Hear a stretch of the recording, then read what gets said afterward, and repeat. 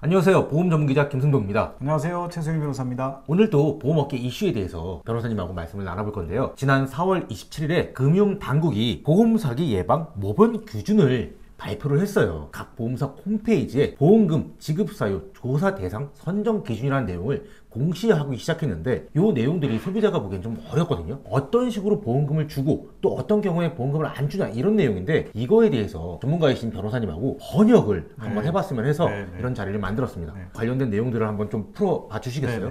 우선 증상 호소를 먼저 한다 그랬죠. 그리고 검사하고 진단하고 거기에 맞는 적절한 치료가 잘 되는지 안 되는지 경과 관찰하고 합병증이 있는지 없는지, 이게 이제 통상 병원에서 이루어지는 의료행위의 일련의 과정이란 말이죠. 그런데 여기서 보면 증상이 아닌데 마치 증상인 것처럼 꾸며낸다라고 하는 것은 경증보험사기? 그렇죠. 좀 의심되죠. 조사 대상 선정 기본 원칙을 이렇게 요약을 하고 있어요. 보험사고가 입증이 되는 자료를 제출하지 않거나 객관성이 검증되지 않다. 이건 어디에 걸리냐면 증상이 없는데 어떻게 객관적인 검사 결과가 나오겠습니까? 증상이 없는데 만약에 검사의 부분이 나왔다 그러면 검사지가 제출이 될까요? 안 되겠죠. 그렇죠. 객관적 검사에 대한 기록이 나오지 않는다는 거죠. 일련의 그 의료행위 과정별로 해보면 전부 다 이해가 될 수 있는 내용들이에요. 그 다음에 두 번째 보면 피보험자의 청구 내용과 주병 정황과 의학적 증거가 상이한 경우, 그러면 진료 기록부를 보면 이분이 어떻게 아파왔는지 병력이 나올 거 아닙니까? 그런데 그것과 상관없는 의문난 청구가 되면 증상과 검사에서 계속 걸립니다. 증상도 없으니까 거기에 맞는 검사도 안 이루어질 거고, 증상이 이 정도 돼 이만큼 부풀려서 했으니 검사가 나오겠어요? 안 나오겠죠. 그러니까 예전에 병력을 해봤더니 그 질병은 이런 질병에 걸려서 여기에 맞는 증상이 있었는데 이것과 다른 증상이 하게 되면 당연히 의문을 가질 수 있겠죠. 그런 부분들이 바로 두 번째, 피보험자의 청구 내용과 주변 정황, 의학적 증거가 상이한 경우입니다. 세 번째는 피보험자의 진단 치료 내용이 전문기관의 공고 기준 등 일반적 기준에 부합하지 않는다. 이건 뭐냐면 치료 단계예요. 치료는 표준 교과서를 기준으로 치료 방법을 선택을 하죠, 의사분들이. 그런데 여기에 일반적 기준에 부합하지 않는다.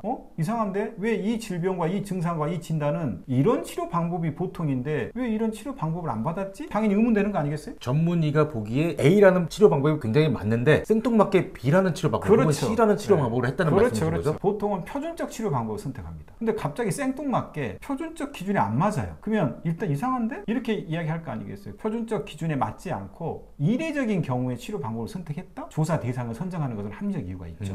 그 다음에 비급여 진료 비용이 합리적인 사유비 현저히 높은 경우, 예를 들어서 금액을 부풀려서 타려고 하겠죠. 통상적으로 이 정도 받으면 합리적인데 터무니없는 금액이 제시했다. 이거 조사 대상 해야 되겠어요, 안 해야 되겠어요? 조사해야죠. 당연하죠. 마지막에 의료법 위반이 합리적으로 의심된다. 이건 굉장히 문제인데, 정상적으로 환자라면 의료법 내에서 치료를 받지 의료법 위반하면서 치료받을 이유가 뭐가 있을까요? 여섯 번째 걸. 그렇죠. 마지막에 이제 약관상 보험급 지급 사유, 충족 여부분 보험사기 행위 존재 여부가 합리적으로 의심되는 경우는 이상한데 이러면 조사 대상에 가겠다는 거예요. 구체적으로 이제 예를 들어가지고 백내장 같은 경우가 있을 수 있잖아요. 백내장 같은 경우에는 어떤 부분도 들어갑니까? 증상 호소부터 하고 답답하니까 눈이 안 보여 이럴 거 아닙니까? 그 다음에 그에 따른 검사를 해야 되겠죠. 근데 눈이 안 보이는 게 백내장으로 안 보일 수도 있고 노안으로도 안 보일 수도 있고 뭐 여러 가지로 알 수 있는데 한 김에 백내장 수술을 할 수 있는 가능성이 있기 때문에 검사지 제출해라. 그럴 거 아니겠어요? 그러니까 검사지 제출 안 해요, 예를 들어서. 그러면 일단 문제가 있을 수 있는 거죠. 그렇죠. 결국 이 말은 무슨 말이냐면 치료의 필요성이 있냐 없냐의 문제로 다시 귀결되는 걸 조사 대상 선정 기본 원칙으로 늘린 거에 불과한 거예요, 실은. 구체화한 거라고 그렇죠. 저번 시간에 했던 치료의 필요성의 문제를 구체화시킨 거예요. 지금까지 1세대부터 3세대 실손보험에서는 구체화되지 않았지만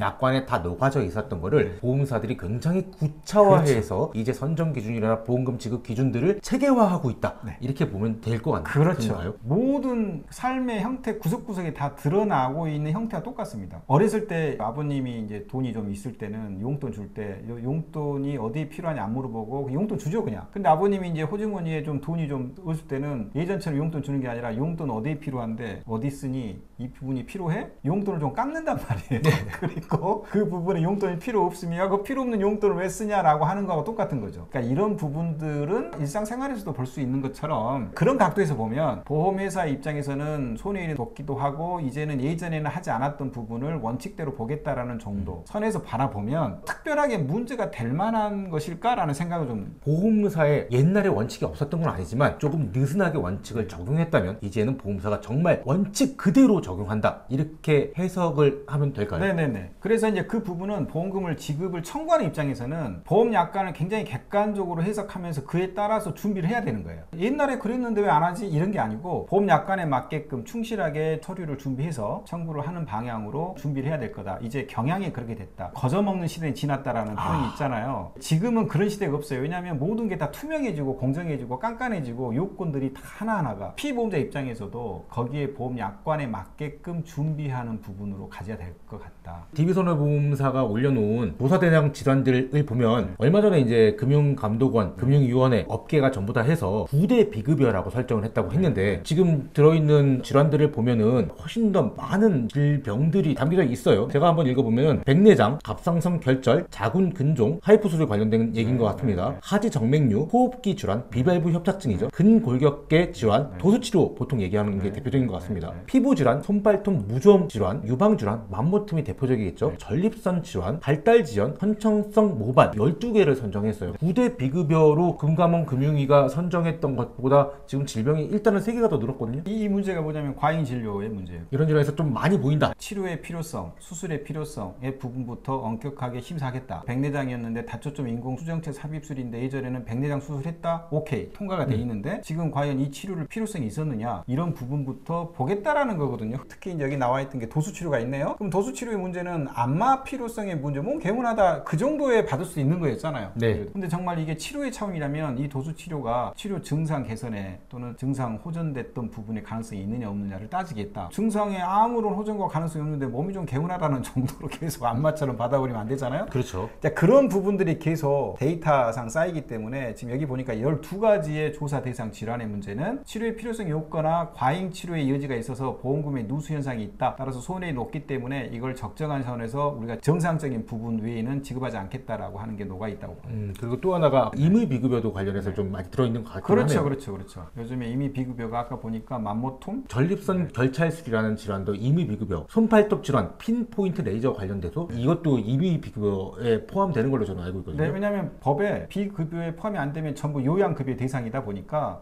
요양급여 대상에서 왜 마음대로 요양급여 절차를 밟지 않고 임의대로 청구를 환자한테 했냐? 그럼 임의 비급여의 문제로 들어가 버려요. 임의 비급여가 들어가는데 실손을 청구하면 돈을 안 줘도 되는 만큼 더 줘야 되지 않습니까? 그렇기 때문에 조사 대상으로 선정하겠다라는 의미입니다. 이런 내용의 흐름에서 보면 나름대로 이해는 할 수가 있을 것 같아요. 그런데 이제 치료의 필요성과 관련돼서 쟁점되는 것은 그 질환을 들어가서 봐야 될 필요성이 있습니다. 기자님 제가 보기에는 굉장히 디테일하게 DB손보가 이런 것들을 정리를 한 것 같아요. 네네. 다른 보험사들도 이렇게 디테일하게 정리가 돼서 지급 기준이 나올 가능성이 높겠죠? 아, 그럼요. 옆집에서 분식집이 잘 되면 그 옆집 분식으로 따라가잖아요. 그렇죠. 그러니까 이 부분은 당연히 흘러갈 수밖에 없어요. 누가 먼저 시작하느냐의 문제인데 따라 할 수밖에 없겠죠. 이제는 이 질환에 있어서는 공통적으로 요구되고 있는 세부 지침일 수밖에 없을 거다. 기자인 제가 확인하는 걸로 보면은 금융당국도 사실은 수술의 필요성, 치료의 필요성, 치료의 효과성 이런 것들을 굉장히 많이 따지고 있긴 하거든요. 네네. 결국은 예전에는 좀 느슨하게 보험금 지급 심사를 했다면 앞으로는 계속 보험금 지급 심사가 철저하게 깐깐하게 진행될 거다. 흐름일 수밖에 없다. 이렇게 정리를 할 수 있겠네요. 네네. 근데 어찌 보면 그것은 보험업계만이 아니에요. 왜냐하면 처음에 내가 물건을 판다 그러면 후하게 팔죠. 후하게 팔면 남는 게 없잖아요. 그렇죠. 근데 처음에는 점유율을 높여서 시장을 장악한 다음에 그 다음에 가격을 올리겠다든가. 네. 그러니까 모든 부분의 사업적인 형태가 거기서 출발하는 것은 공통된 거예요. 그러니까 이 말이 무슨 말이냐면 처음엔 항상 느슨합니다. 나중에 쪼이거든요. 처음부터 쪼있다 그러면 거기 사업 성공 못합니다. 야, 예. 왜냐하면 사람 모아야 될 거 아니겠어요. 많이 모아놓고 나서 쪼이는 거니까 이 부분을 그대로 보험 지급 사유와 관련해서 보면 그 쪼이는 게 나름대로 일리 있는 기준으로 쪼이는 거예요. 처음부터 그렇게 쪼이면 보험금이 안 들어. 그런데 보험금이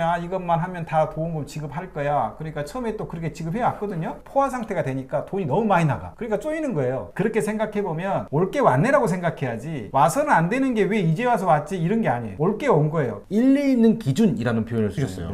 일리 있는 기준은 분류는 될 수 있겠죠. 1번의 경우, 2번의 경우, 3번의 경우도 다 일리가 있다. 이럴 수 있는 거 아닙니까? 일리 있는 기준을 보험회사에서 이렇게 선정을 딱 했어요. 근데 나는 이게 일리 있는 기준이라고 할 때 약관에서 줄 수 있는 무기는 딱 두 가지입니다. 하나는 작성자 분리 원칙. 이것도 일리가 있고 저것도 일리가 있으면 우리한테 유리한 기준을 삼아줘야 되지 않느냐. 나는 이렇게 생각했는데 저쪽에서 보험회사 쪽에서 그게 일리 있는 기준이고 해석상 그렇다고? 그런데 이걸 나한테 설명해 줬나? 나는 이 부분 들어본 적이 없는데. 작성자 불이익 원칙, 그 다음에 또 하나 설명 의무 위반이 문제. 설명 의무 위반. 나는 이렇게 일리 있는 경우로 해석이 되고 보험회사는 이렇게 일리 있는 기준을 해줬을 때 내가 유리한 부분으로 선택이 안 되고 보험회사가 말한 게 더 일리가 있다라고 하는 순간 나는 그런 부분들에 대해서 예상도 못했던 기준이었고 나 몰랐던 기준이니까 설명을 해줬느냐 안 해줬느냐. 그 설명을 안 해줬으면 당신 했던 그 부분은 계약의 내용으로 참지 말아라. 이럴 수 있는 부분이 일리 있는 기준과 관련돼 가지고 해석의 원칙이 이 두 가지 측면에서 시각에서 바라볼 수도 있는 거거든요. 보험 약관에 대해서 치료의 필요성과 관련돼서 구체적인 기준이 일리가 없다라고 터부샷은 아니고 이 부분이 일리가 있고 치료의 필요성과 관련돼서는 당연히 검사 기록이 필요하죠. 확인이 필요하고 어떤 부분의 특정한 검사지를 제출하라고 요구할 수 있는 거고 그게 현재 임상의학에서 그 부분이 필요하고 있기 때문에 그러는 거예요.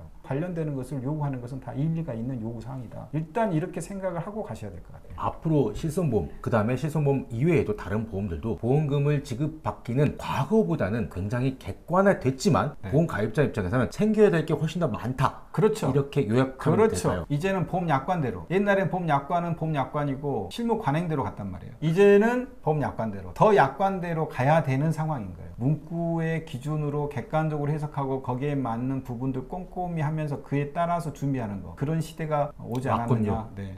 이 부분은 예견됐던 거고 당연한 거라고 볼 수 있어요. 느닷없는 게 아닙니다. 보험회사 편 드는 거 아니에요. 올 게 온 거예요. 이 시기에. 그 전에 많이 널널하게 놔뒀다. 이런 식으로 생각하시면 됩니다. 감사합니다. 오늘 시간 내주셔서 정말 감사합니다. 감사합니다.